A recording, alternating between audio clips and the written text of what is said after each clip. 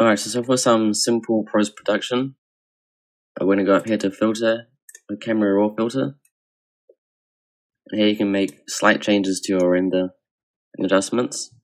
One thing I like to do is increase the clarity. You don't want to do it too much, but around 20 looks good. For this scene, because we set up the lights properly in V-Ray, there's no need to adjust the temperatures. However, you can play around with the settings and see what you think looks good. Same with the exposure, it's already pretty good. I just bump up some of the shadows.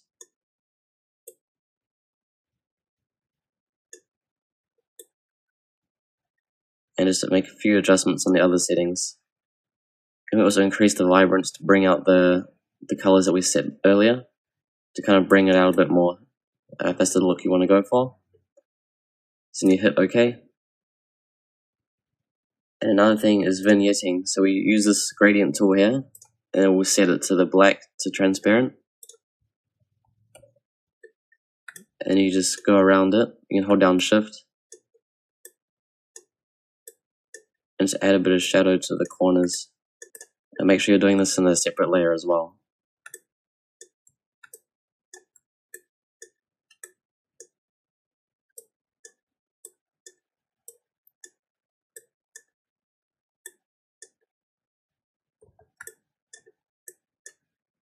So you want to make sure you're doing it from either the sides or the very corner.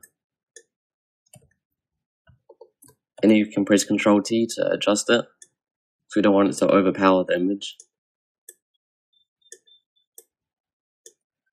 And you can also turn down the opacity to make it a lot more subtle.